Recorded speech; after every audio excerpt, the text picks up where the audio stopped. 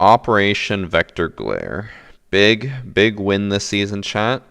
This is the first time that they started calling it operations again. Before they were like, no, now they're just called Vector Glare or whatever. Now it's Operation Vector Glare. It's come back. I win. I argued that that should have stayed, and they brought it back. Okay, so new operator Sense, an attacker, 2 weapons, POF 9, and the 417 DMR. POF 9, I'll give you guys a summary. Basically, it has a 50-round drum mag. Recoil felt very horizontal, not much vertical. It felt very easy to control vertically, but then it would just go. So I think we're gonna have a little bit of a hard time controlling it. Maybe, especially I think on console. I think console is really bad to control horizontal recoil, which is why they all run compensator. But it'll also be scaled down for console, so I'm sure it'll be fine. Sidearms SDP 9mm and the Gon 6, which I think the SDP 9mm is from Mozzie and Gridlock, right?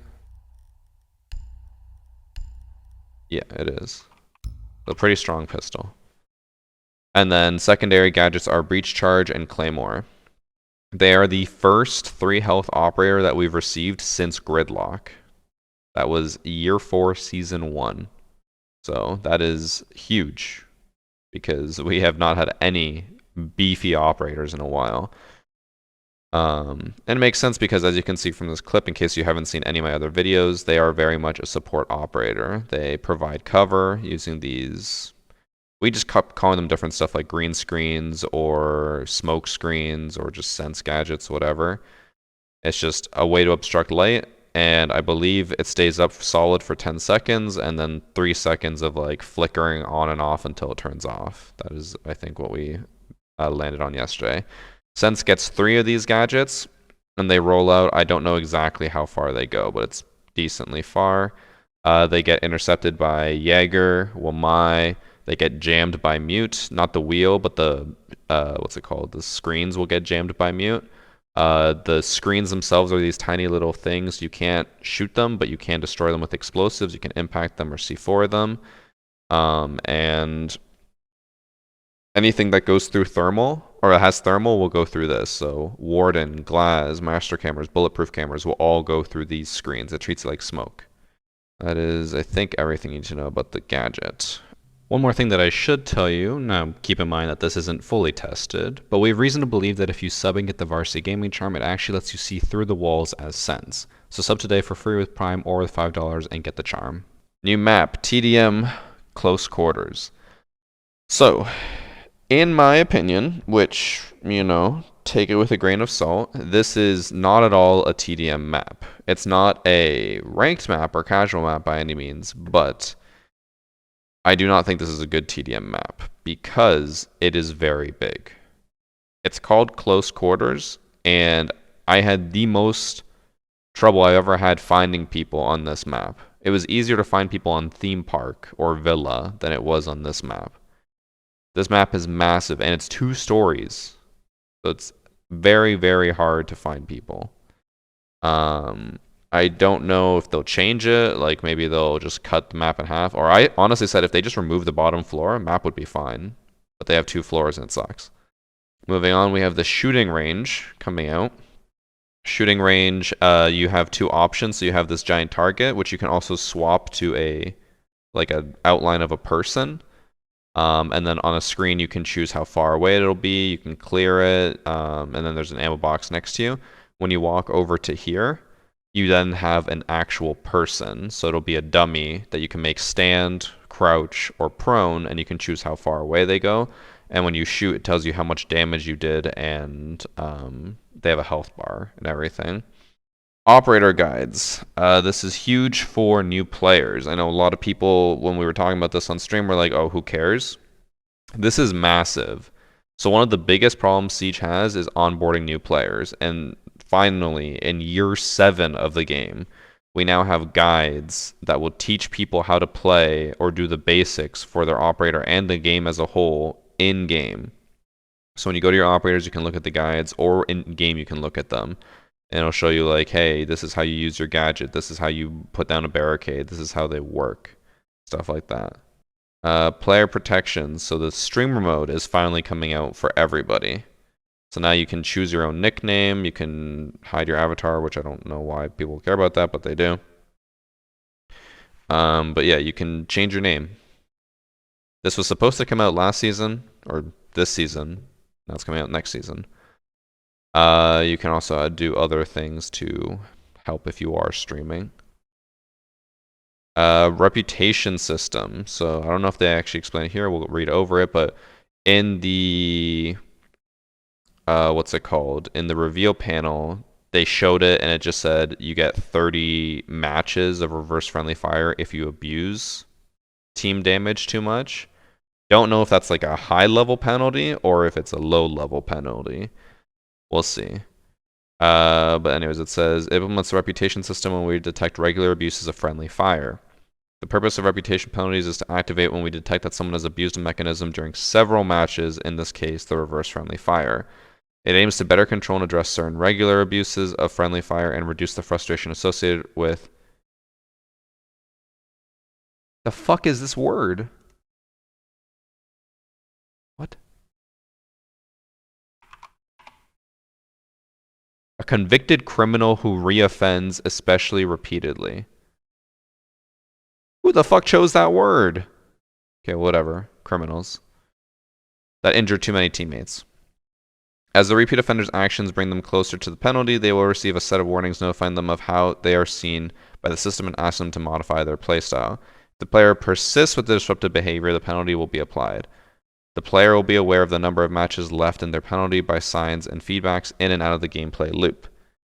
This feature will be shipped later during Season 2. So basically, a lot of people were really concerned about this, and they were saying, like, holy shit, if this becomes a thing, like, we can't team kill cheaters anymore, we can't do anything against cheaters, like, we just have to sit there and accept it, which, as we can tell from this, is very clearly not going to be the case unless you're team killing cheaters in every single game, which, even at the high level, you're not going to be doing that. So, this should be fine. It's going to really only affect people who are constantly doing it, and even before it takes effect, it'll warn you saying, hey, you are close to being penalized, so we'll be fine. Love that they still use this. Player comfort. Screen shaking is gone. So a lot of people always complain that when fuse charges are going off, or grenades are going off, or breaching charges are going off, screen shakes way too much. You can now make it where you have absolutely no screen shake at all. It is very jarring to notice at first, but it is very, very nice. And I think everyone in the capture session immediately turned off screen shake. If you kind of want to get an idea of how it looks, if you watch my video from yesterday, I didn't have screen shake on at all. So whenever someone was breaching a wall or throwing grenades or anything, you know, it was fine. No screen shake. You won't notice any of it. Fuse buff. If anything, that's a fuse nerf. Because you could cluster charge site, make people screen shake, and then push them from other angles. Now you can't do that. Match cancellation. Match cancellation has received several updates to bring more information and control to players throughout the entire process. From the initial request for the match cancellation itself, also some updates were made to prevent abuses of the system. They didn't really explain any of this in the reveal, and they didn't explain it here, so no idea what those improvements are. Shocked that they took that out, to be honest. I get it's for comfort, but doesn't make logical sense. I mean, honestly, that shouldn't even be in the game to begin with. Screen shake fucking sucks. Esports changes. For the few of you who care, the new operator will no longer be quarantined for esports. They added that after Lion and Finca because Lion and Finca ruined the meta for so long that they're like, okay, whenever a new operator comes out, we got to wait 3 months before we can play them. Now they're just right in. So Sense and Azami will be in the next season of Pro League. Interested to see how they play out. And Tactical Timeout, which is only in custom games, so it doesn't affect any of us. Operator price decreases. Malusi and Ace are now the lowest cost. Actually, no. Nook and Warden are the lowest cost. Ace and Malusi are brought down to 15,000. Thunderbird is now 20,000.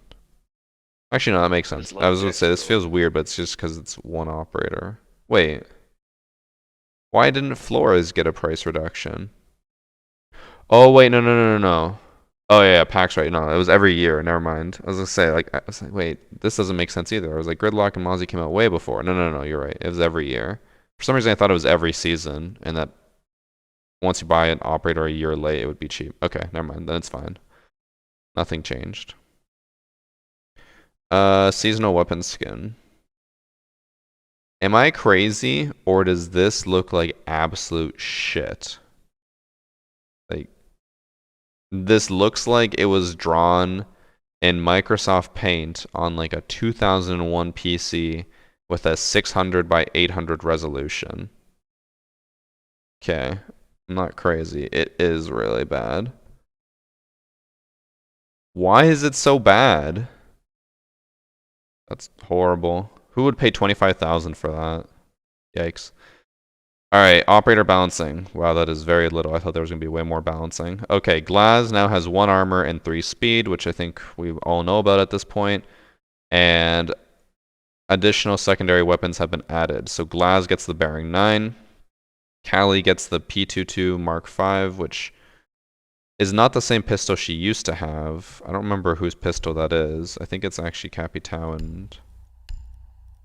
No, that's the PRB92. Which one's the P22? No. Not... I don't think it's this one. No, it's a USP. I don't know. Oh, it's SAS.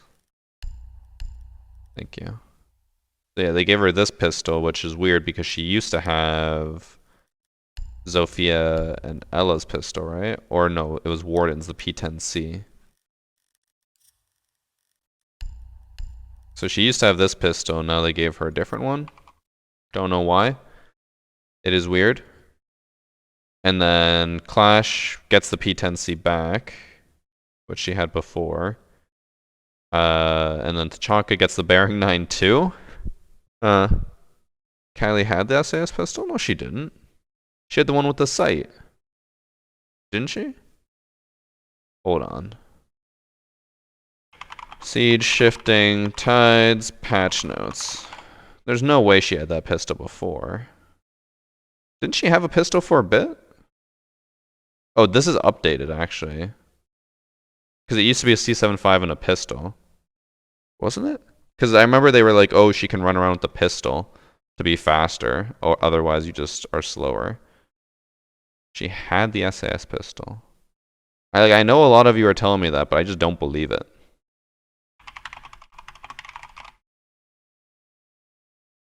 P226. Is that the one we just talked about? I swear she had a sight on hers. Oh, no, it is. Okay. Well, I'm crazy then, apparently. I swear she had the sight. Like, I know Clash had it for sure. I thought Callie had it too. Huh. Anyways, Tachanka bearing 9. That's crazy. Lion P9 doesn't matter. Dokubi C75. Welcome back. Finka GSH18 garbage pistol. Gridlock SDP 9mm, which she had before and then got removed because of the secondary shotgun and the Gon 6, I think, right? Yeah, so now she gets a pistol back. And then Amuro gets back her shotgun, which she was missing, which probably won't change much now that she can just break through hatches anyways. Alright, tweaks and improvements. Match replay system on console has been improved. Congratulations. Gridlock track stingers now matches the team color. I wonder if that means like the actual metal part's gonna be red or blue or whatever, or if it's gonna just have like a ring around it. Spectator HUD has been updated or something. Oh, crouch walking sound mix got updated. I wonder what that means. Does that mean crouch walking is now going to be even quieter? Or maybe louder? And Skyscraper got added to the Team Deathmatch playlist. Overall, interesting patch notes. Not much is changing, I think. Right? I feel like this is a very unimpactful content season. Oh, they have a link for... Oh, the designer notes. Okay. Wind Delta. Finka. Wow, I am shocked that Finka is so high up there. What a crazy turn of events. Jaeger, still over 50%. Damn. That's crazy. Thatcher and Jacko are still the top 2 bans. And Thatcher's at 88%. Holy shit. And then Mira and Valkyrie. I'm surprised Valkyrie is still so high out.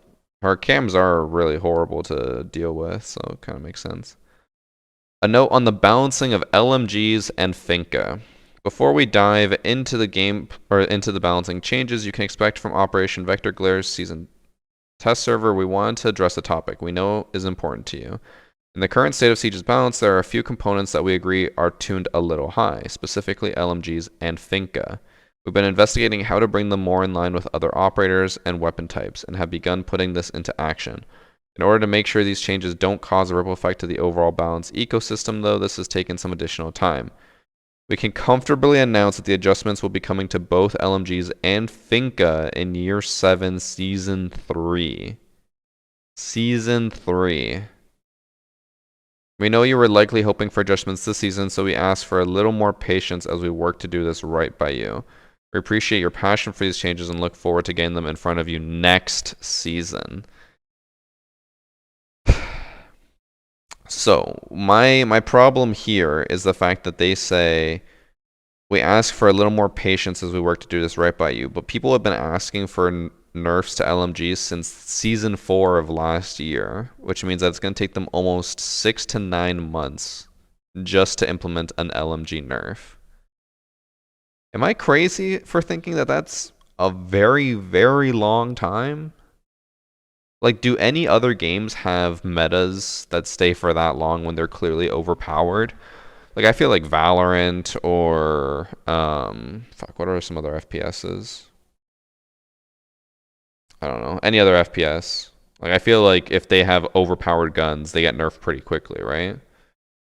It's a long time. What would I do to nerf LMGs? I think the easiest thing is just continually increasing difficulty for recoil control.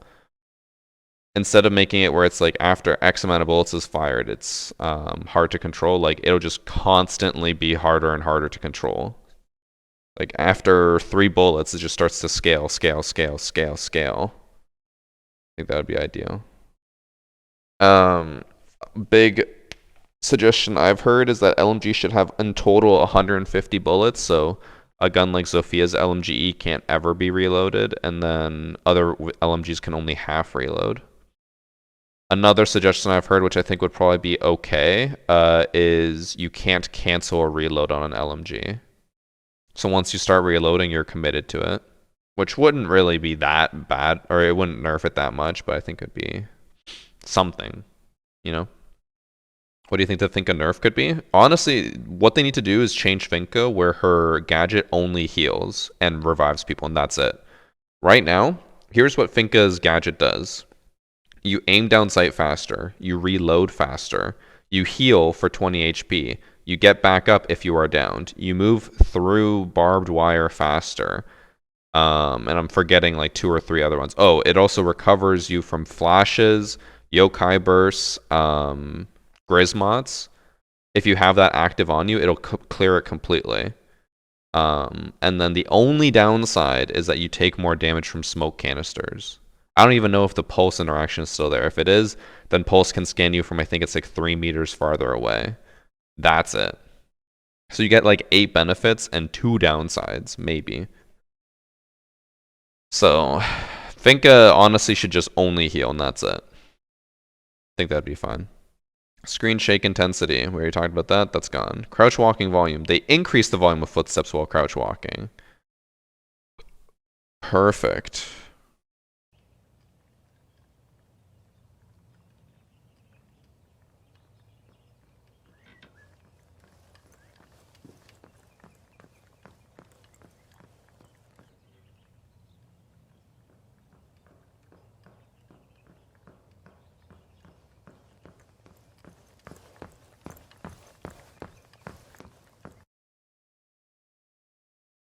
That's a lot louder, right? I wasn't saying perfect that they nerfed it, more perfect that they actually explained it here, but I think that's a lot louder. That is like it sounds like currently people stand walking. Okay, it is crazy loud.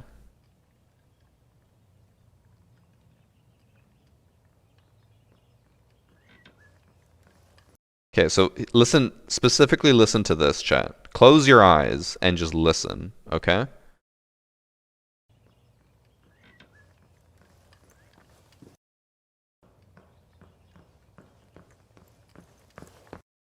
That was the same distance, and that was like 3 times louder. To help narrate this point further, if you're using headphones, you'll be able to hear this. I'm going to put the before sound on the left side and the after sound on the right side so you can hear them compared to each other in real time.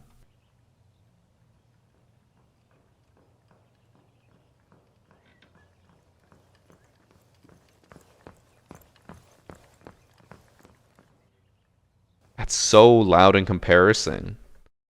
That's crazy. So I personally hate how quiet crouch walking is sometimes because you can't hear it at all. Now remember, one thing you guys need to keep in mind, because a lot of you are freaking out about this, remember that it's never going to be that quiet when someone's crouch walking around, okay? When someone's crouch walking around, there's going to be gunshots, there's going to be destruction, there's going to be explosions, there'll be like drones moving, gadgets making noise. It's not going to be just that quiet. So it's still going to be harder to hear than someone stand walking. But I guess in a situation where if it is quiet, you'll be able to hear them pretty clearly. Also, we do not know how quiet it is if you slow walk. Just remember that. Because that might only be if you're full like speed crouch walking. But if you slow crouch walk, it might still be really quiet. We don't know. They didn't show that to us.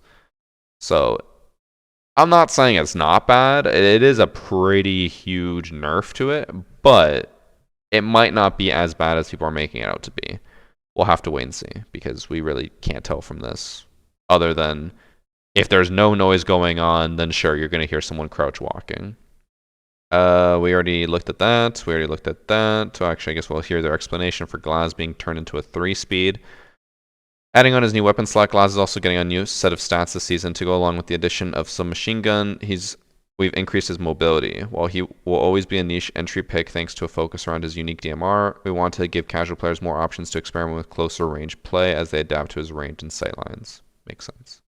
Yeah, I honestly don't think it's that bad just yet, but we'll see. We'll see. It could be. I'm gonna give them the benefit of the doubt and assume that it won't really affect gameplay that much.